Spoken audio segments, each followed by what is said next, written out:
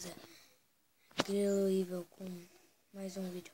E bom, galera, eu tô aqui pra ensinando pra vocês como baixar o Minecraft P. Vocês vão no Google, precisam do Google, aplicativozinho. Se vocês não tiveram, baixem. Acho que vocês têm. Mas bom, isso. Vocês podem baixar a versão 14.0, galera. Vocês vão pesquisar assim, Minecraft.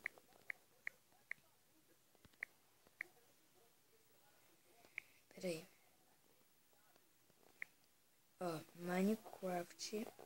Vai estar aqui, ó. Minecraft Pocket Edition 14.0 APK. Free Download Crackroll.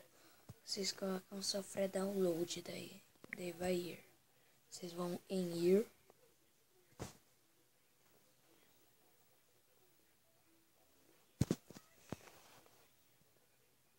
Vocês vão em ir.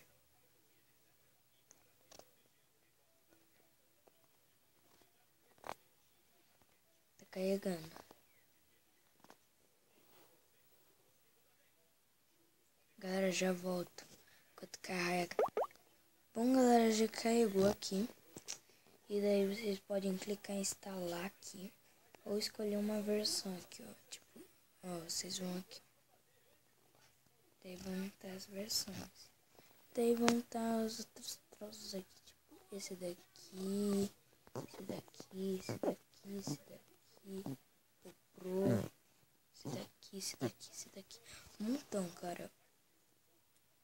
E galera, vocês vão clicar em instalar aqui, ó.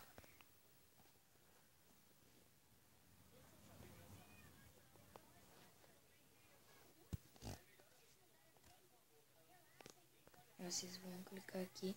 E vocês vão clicar aqui, ó. Esse trocinho aqui, ó.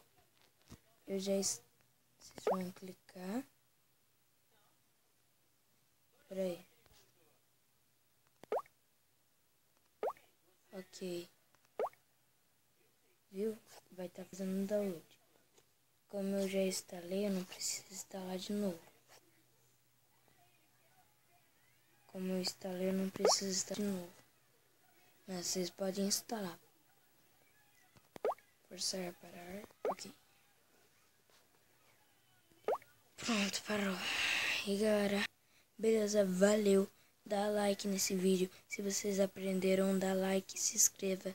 E beleza, valeu, falou e tchau.